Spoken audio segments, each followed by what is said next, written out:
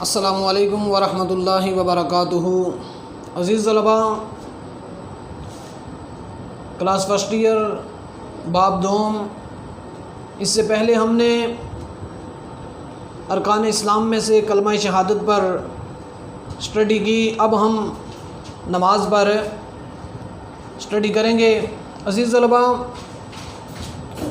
نماز دین اسلام کے اندر نہایت اہم رکن ہے کہ جو بندے کو کسی حال کے اندر اس کی معافی نہیں ہے۔ جب تک انسان کے جسم کے اندر جان ہے، اس کے ہوش و حواس قائم ہے، تو یہ نماز انسان کو معاف نہیں، کیونکہ اسلام اس نے ہمیں ایک نظام دیا اور نظام حیات دیا۔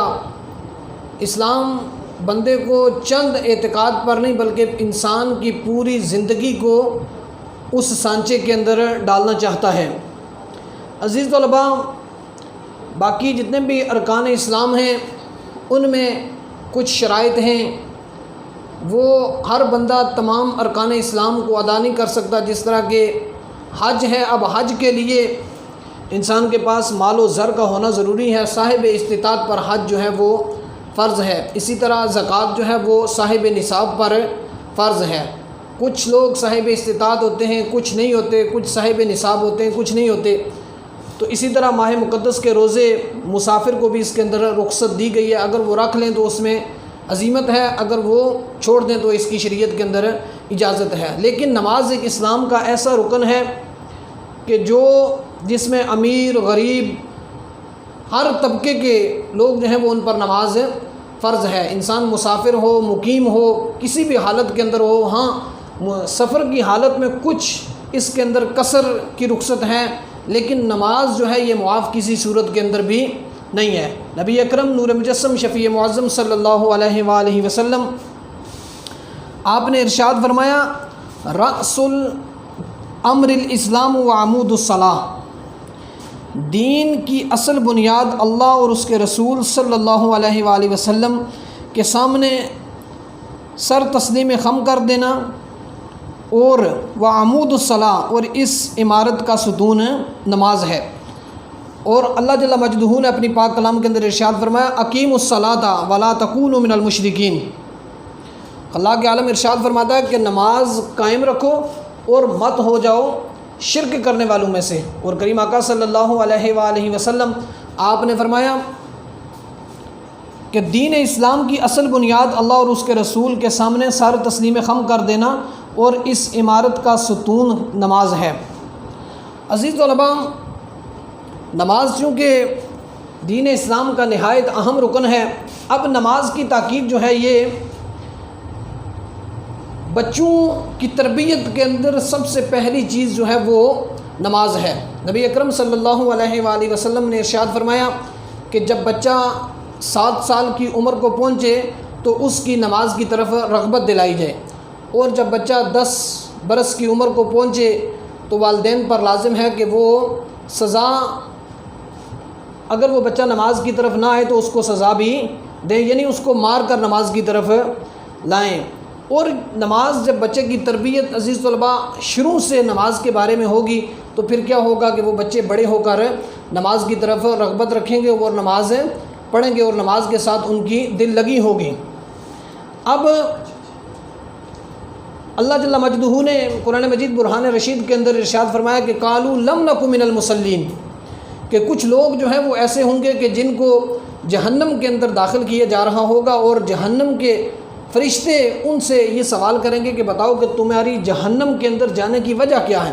تو وہ لوگ یہ کہیں گے کہ قالوا لم نک من المصلین، کہ ہم جو ہے وہ دنیا کے اندر نماز نہیں پڑھتے تھے، اور نماز نہ پڑھنے کی وجہ سے آج ہم جہنم کے اندر داخل کیے جا رہے ہیں۔ اور دوسرے مقام کے اندر اللہ رب العزت نے کریم آقا صلی اللہ علیہ وآلہ وسلم نے ارشاد فرمایا، من ترک الصلاۃ متعمدا فقد کفر، کہ جس نے جان بوجھ کر نماز چھوڑی اس نے کافرانہ روش اختیار کی۔ یہ نہیں کہ بندہ نماز چھوڑنے سے، بعض فقہا نے بڑی بڑی سخت وعیدیں بھی بیان کی گئی۔ کریم آقا صلی اللہ علیہ وآلہ وسلم نے ارشاد فرمایا، من ترک الصلاۃ متعمدا فقد کفر، کہ جس نے جان بوجھ کر نماز چھوڑی اس نے کافرانہ روش اختیار کی۔ اس میں یہ بندہ نماز چھوڑنے سے یہ نہیں کہ وہ دائرہ اسلام سے خارج ہو جاتا، بلکہ یہ بہت بڑا گناہ ہے نماز چھوڑنا، اور یہ دین اسلام کی پہچان جو ہے وہ نماز ہے۔ آگے ارشاد فرمایا گیا کہ نماز قرب الہی کا سب سے مؤثر وسیلہ ہے۔ نبی اکرم صلی اللہ علیہ وآلہ وسلم کا ارشاد ہے، ان احدکم اذا صلی یناجی ربہ، جب تم میں سے کوئی نماز پڑھتا ہے تو گویا اپنے رب سے چپکے چپکے باتیں کرتا ہے۔ حضور علیہ الصلوۃ والسلام نے ارشاد فرمایا کہ جب کوئی بندہ اللہ کے حضور حاضر ہو کر نماز پڑھتا ہے تو وہ کیا کرتا ہے، اللہ رب العزت کے ساتھ چپکے چپکے باتیں کرتا ہے، اور جب کسی کا دل چاہے کہ وہ رب سے باتیں کرے تو وہ کیا کرے کہ اللہ کے گھر کے اندر جا کر نماز پڑھے۔ اور کریم آقا صلی اللہ علیہ وآلہ وسلم آپ نے ارشاد فرمایا کہ اول ما سئل، کہ قیامت کے دن جس چیز کا سب سے پہلے سوال کیا جائے گا وہ نماز کا سوال کیا جائے گا۔ تو عزیز طلباء، آج ہم پر یہ بات لازم ہے کہ ہم نماز کو ادا کریں، اور والدین پر بھی یہ چیز لازم ہے کہ وہ اپنے بچوں کی شروع سے بچپنے سے اس بات پر تربیت کریں کہ وہ بچے نماز کی طرف رغبت رکھیں۔ آگے نماز کے فوائد۔ اب نماز کے بے شمار فوائد ہیں۔ اللہ تعالیٰ کے سامنے بندے کی دن میں 5 مرتبہ حاضری اس کے دل میں یہ احساس تازہ رکھتی ہے کہ وہ اپنے اللہ کا بندہ ہے۔ بندگی کا یہ احساس متواتر نماز پڑھنے سے ایک مسلمان کی فطرت ثانیہ بن جاتا ہے، اس کی پوری زندگی تعمیل احکام کا عملی نمونہ بن جاتی ہے۔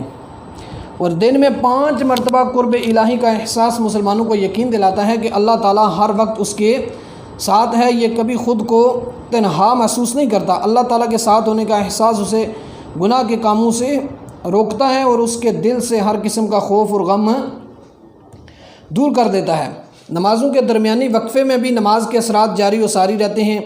نماز کے بعد گناہ کا خیال آئے تو بندہ سوچتا ہے کہ ابھی تو اپنے اللہ سے دعا کر کے آیا ہوں، اے اللہ مجھے گناہوں سے بچا، اور ابھی گناہ کا کام کروں گا تو کچھ دیر بعد اس کے سامنے کیا منہ لے کر جاؤں گا۔ یہ چیز اسے مستقلاً گناہوں سے روکے رکھتی ہے۔ اب چوتھا فائدہ یہ ہے کہ اللہ تعالیٰ کی عبادت اور اس کی خوشنودی کے حصول کے سلسلے میں 5 مرتبہ باہم ملنے والے افراد کے درمیان محبت و یگانگت پیدا ہوتی ہے، جس سے سب کو فائدہ پہنچتا ہے۔ نماز با جماعت اور بطور خاص جمعہ اور عیدین کی نمازوں سے مسلمانوں میں اجتماعیت کا شعور پیدا ہوتا ہے۔ جب مسلمان رنگ، نسل، علاقے اور طبقے کی امتیازات سے بے نیاز ہو کر شانے سے شانہ ملا کر ایک امام کے پیچھے کھڑے ہوتے ہیں تو اس سے ان کے درمیانی فکری وحدت کے ساتھ ساتھ عملی مساوات کا بھی احساس ہوتا ہے۔ عزیز طلباء، نماز کے بے شمار فوائد ہیں۔ اب نماز کے فوائد میں ایک کریم آقا صلی اللہ علیہ وآلہ وسلم آپ نے اپنے صحابہ کرام رضوان اللہ علیہم اجمعین آپ کو فرمایا کہ اے میرے غلاموں، کیا وہ شخص جس کے گھر کے قریب سے ایک نہر گزرتی ہو اور وہ بندہ دن میں 5 مرتبہ اس نہر کے اندر غسل کرے تو اے میرے غلاموں کیا اس بندے کے جسم پر میل کچیل باقی رہتی ہے؟ تو صحابہ کرام رضوان اللہ علیہم اجمعین نے عرض کی، یا رسول اللہ کبھی بھی نہیں، کہ جو بندہ 5 بار غسل کرے دن میں اور اس کے جسم پر کس طرح میل کچیل باقی رہتی ہے؟ تو میرے کریم آقا صلی اللہ علیہ وآلہ وسلم آپ نے ارشاد فرمایا کہ جو بندہ دن میں 5 بار اللہ رب العزت کے حضور حاضر ہوتا ہے، نماز ادا کرتا ہے، تو اس کے جسم پر کوئی گناہ باقی نہیں رہتا۔ انسان سے جو چھوٹے موٹے صغیرہ گناہ ہوتے ہیں، ایک نماز سے دوسری نماز تک، جب وہ دوسری نماز کے لیے اللہ کے حضور حاضر ہوتا ہے تو اس کے گناہ اللہ رب العزت معاف فرما دیتا ہے۔ جب وہ بندہ رکوع کے اندر جاتا ہے تو وہ گناہ پہلے وضو سے جڑتے ہیں، پھر جب بندہ رکوع کے اندر جاتا ہے تو وہ جو گناہوں کی جو گٹھی اس کے کندھوں پر ہوتی ہے وہ وہاں سے بھی گر جاتی ہے۔ یہ نماز جو ہے یہ گناہوں کا، انسان نے جتنے صغیرہ گناہ کیے ہیں اللہ رب العزت ان کو معاف کر دیتا ہے۔